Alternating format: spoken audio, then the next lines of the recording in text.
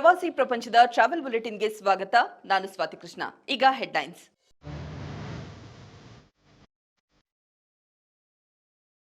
ಮಲೆನಾಡು ಪ್ರವಾಸೋದ್ಯಮಕ್ಕೆ digital touch, ಜಿಲ್ಲಾಡಳಿತದಿಂದ ಹೊಸ ಯೋಜನೆ ಅನುಷ್ಠಾನ.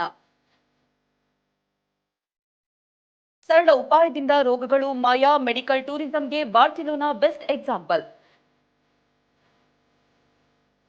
ವೃದ್ಧರ ಒಂಟಿತನಕ್ಕೆ ಕೆಫೆಗಳೇ ಮದ್ದು, ಜಪಾನ್ ಐಡಿಯಾಗೆ ಪ್ರವಾಸಿ ಲೋಕವೇ ಫಿದಾ. ಅಂಡಮಾನ್ನಲ್ಲಿ ರಾಹುಲ್ ಗಾಂಧಿ ವಿಹಾರ, ಐಲ್ಯಾಂಡ್ ಟೂರಿಸಂ ಅಭಿವೃದ್ಧಿ ಮೊದಲ ಆದ್ಯತೆ. ಚಿಕ್ಕಮಗಳೂರಿನ ಪ್ರವಾಸಿ ತಾಣಗಳನ್ನು ನೋಡಬೇಕು ಅಂದ್ರೆ ಇನ್ನು ಮುಂದೆ ಪಾಸ್ ಕಡ್ಡಾಯ. ಈ ಕುರಿತು ಮಾಹಿತಿ ನೀಡಿರುವ ಜಿಲ್ಲಾಡಳಿತ, ಪ್ರವಾಸಿಗರ ಪ್ರವೇಶಕ್ಕೆ ಡಿಜಿಟಲ್ ಪಾಸ್ ಪರಿಚಯಿಸಲಾಗಿದೆ ಎಂದು ತಿಳಿಸಿದೆ. ನೈಸರ್ಗಿಕ ಪ್ರವಾಸಿ ತಾಣಗಳಲ್ಲಿ ಜನದಟ್ಟಣೆಯನ್ನು ನಿಯಂತ್ರಿಸಲು ಈ ನಿರ್ಧಾರವನ್ನ ಕೈಗೊಳ್ಳಲಾಗಿದೆ ಎಂದು ಅಧಿಕಾರಿಗಳು ತಿಳಿಸಿದ್ದಾರೆ. ಮುಳ್ಳಯ್ಯನಗಿರಿ, ಬಾಬಾ ಬುಡನ್ಗಿರಿ, ದತ್ತಪೀಠ, ಮಾಣಿಕ್ಯಧಾರ ಫಾಲ್ಸ್ ಮುಂತಾದ ಸ್ಥಳಗಳಲ್ಲಿ ಡಿಜಿಟಲ್ ಪಾಸ್ ಇಲ್ಲದೆ ಎಂಟ್ರಿಯನ್ನು ನಿಷೇಧಿಸಲಾಗಿದೆ. ಆಗಮಿಸುವ ಪ್ರವಾಸಿಗರಿಗೆ ದಿನದಲ್ಲಿ ಲಭ್ಯವಿರುವ 2 ಸ್ಲಾಟ್ಗಳಲ್ಲಿ ಎಂಟ್ರಿಗೆ ಅವಕಾಶವನ್ನ ಕಲ್ಪಿಸಲಾಗಿದೆ. ಮೊದಲು ಬುಕಿಂಗ್ ಮಾಡಿಕೊಳ್ಳುವವರಿಗೆ ಆದ್ಯತೆ ಎಂದು ಜಿಲ್ಲಾಡಳಿತ ತಿಳಿಸಿದೆ. ಬಾರ್ಸಿಲೋನಾದಲ್ಲಿ ಡೆಲ್ಮಾರ್ ಆಸ್ಪತ್ರೆ ರೋಗಿಗಳಿಗೆ ಚಿಕಿತ್ಸೆ ನೀಡಲು ಒಂದು ಸರಳ ಉಪಕ್ರಮವನ್ನು ಪ್ರಾರಂಭಿಸಿದೆ. ಏನಪ್ಪಾ ಅದು ಅಂದ್ರೆ, ರೋಗಿಗಳ ಚೇತರಿಕೆಗೆ ಸಹಾಯವಾಗಲು ಬೀಚ್ಗೆ ಕರೆದೊಯ್ಯುವುದು. ಈ ಸಂದರ್ಭದಲ್ಲಿ ರೋಗಿಗಳು ಹಾಸಿಗೆಗಳಲ್ಲಿ ಮಲಗಿ ಸಮುದ್ರದ ಗಾಳಿ, ಸೂರ್ಯನ ಬೆಳಕು ಮತ್ತು ಅಲೆಗಳ ಶಬ್ದವನ್ನ ಆನಂದಿಸಬಹುದಾಗಿದೆ. ವೈದ್ಯರ ಪ್ರಕಾರ ಈ ಉಪಾಯ ಒತ್ತಡವನ್ನ ಕಡಿಮೆ ಮಾಡಿ ರೋಗಿಗಳಿಗೆ ಗುಣಮುಖರಾಗುವ ಭರವಸೆಯನ್ನ ನೀಡುತ್ತದೆ. ಕೋವಿಡ್ ಅವಧಿಯಲ್ಲಿ ಪ್ರಾರಂಭವಾದ ಈ ಸರಳ ಮದ್ದು ರೋಗಿಗಳು ಗುಣಮುಖವಾಗುವಲ್ಲಿ ಮಹತ್ವದ ಪಾತ್ರವನ್ನು ವಹಿಸಿದೆ ಎಂದು ತಿಳಿದುಬಂದಿದೆ. ಈ ಯೋಜನೆಯ ಮೂಲಕ ಮೆಡಿಕಲ್ ಟೂರಿಸಂನಲ್ಲಿ ಒಂದು ವಿಭಿನ್ನ ಅಧ್ಯಾಯವನ್ನ ಬಾರ್ಸಿಲೋನಾ ಪ್ರಾರಂಭಿಸಿದೆ.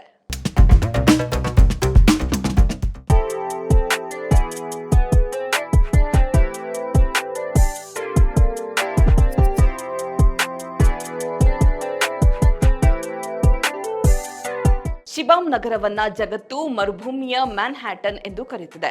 ಕಾರಣ, ಇಲ್ಲಿ 5ರಿಂದ 11 ಅಂತಸ್ತಿನ ಎತ್ತರದ ಕಟ್ಟಡಗಳಿವೆ. ವಿಶೇಷವೆಂದರೆ ಸುಮಾರು 1700 ವರ್ಷಗಳ ಹಿಂದೆಯೇ ಈ ನಗರದಲ್ಲಿ ಎತ್ತರದ ಕಟ್ಟಡಗಳನ್ನು ನಿರ್ಮಿಸುವ ಯೋಜಿತ ನಗರ ವಿನ್ಯಾಸವಿತ್ತು. ಇದು ವಿಶ್ವದ ಅತ್ಯಂತ ಹಳೆಯ ವರ್ಟಿಕಲ್ ನಗರಗಳಲ್ಲಿ ಒಂದು. ಇಲ್ಲಿನ ಬಹುಪಾಲು ಕಟ್ಟಡಗಳು ಕೇವಲ ಮಣ್ಣಿನ ಇಟ್ಟಿಗೆಗಳಿಂದ ನಿರ್ಮಿಸಲ್ಪಟ್ಟಿದೆ. ಮಣ್ಣಿನಿಂದ ಕಟ್ಟಿದ ಇಷ್ಟು ಎತ್ತರದ ಕಟ್ಟಡಗಳು ಶತಮಾನಗಳಿಂದ ಮಳೆ ಮತ್ತು ಗಾಳಿಗೆ ಎದೆಯೊಡ್ಡಿ ನಿಂತಿರುವುದು ಒಂದು ಎಂಜಿನಿಯರಿಂಗ್ ಅದ್ಭುತವೇ ಸರಿ. ಈ ಕಟ್ಟಡಗಳನ್ನು ಸವೆತದಿಂದ ರಕ್ಷಿಸಲು ಪ್ರತಿ ವರ್ಷ ಮಣ್ಣಿನ ಲೇಪನವನ್ನ ಮಾಡಲಾಗುತ್ತೆ. ಶಿಬಾಮ್ ಒಂದು ಕೋಟೆಯೊಳಗಿನ ನಗರ. ಇಲ್ಲಿನ ಮನೆಗಳು ಒಂದಕ್ಕೊಂದು ಅಂಟಿಕೊಂಡಿವೆ ಮತ್ತು ಕಿಟಕಿಗಳು ಮೇಲ್ಭಾಗದಲ್ಲಿ ಮಾತ್ರ ಇವೆ.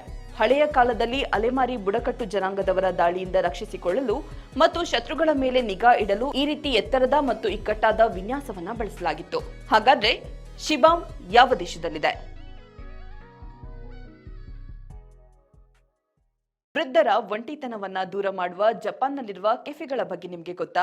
ಜಪಾನಿನ ಕೆಲ ಕೆಫೆಗಳಲ್ಲಿ ವೃದ್ಧರನ್ನ ಮಾತ್ರ ಸಿಬ್ಬಂದಿಯಾಗಿ ನೇಮಿಸಿಕೊಳ್ತಾರೆ. ಇದಕ್ಕೆ ಕಾರಣ ವೃದ್ಧರಿಗೆ ಒಂಟಿತನ ಕಾಡಬಾರದು ಎಂಬುದು. ಜಪಾನಿನಲ್ಲಿ ಕುಟುಂಬದಿಂದ ದೂರವಾಗಿರುವ ವೃದ್ಧರನ್ನ ಕೆಫೆಗಳಲ್ಲಿ ನೇಮಿಸಿಕೊಂಡು ಜನರೊಂದಿಗೆ ಬೆರೆಯುವ ಅವಕಾಶವನ್ನ ಕಲ್ಪಿಸಲಾಗಿದೆ.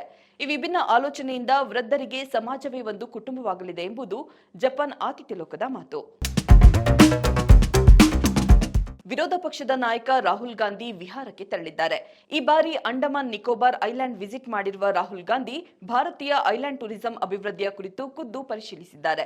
ತಮ್ಮ ಎಕ್ಸ್ ಖಾತೆಯಲ್ಲಿ ಮಾಹಿತಿ ಹಂಚಿಕೊಂಡಿರುವ ರಾಹುಲ್, ಪರಿಸರ ಸಮತೋಲನ ಮತ್ತು ಸುಸ್ಥಿರ ಅಭಿವೃದ್ಧಿಗೆ ಆದ್ಯತೆ ನೀಡಿದ್ರೆ ಅಂಡಮಾನ್ ಮತ್ತು ನಿಕೋಬಾರ್ ದ್ವೀಪಗಳು ವಿಶ್ವದ ಅತ್ಯಂತ ಸುಂದರವಾದ ಕರಾವಳಿ ಪ್ರವಾಸಿ ಕೇಂದ್ರವಾಗುವ ಸಾಮರ್ಥ್ಯವನ್ನ ಹೊಂದಿದೆ.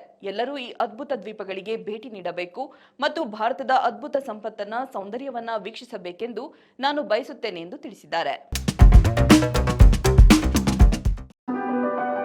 ಈಗ ಕ್ವಿಜ್ ಟೈಮ್. ಇಂದಿನ ಪ್ರಶ್ನೆ, ಭಾರತದ ಅತಿ ಎತ್ತರದ ರೈಲು ನಿಲ್ದಾಣ ಯಾವುದು?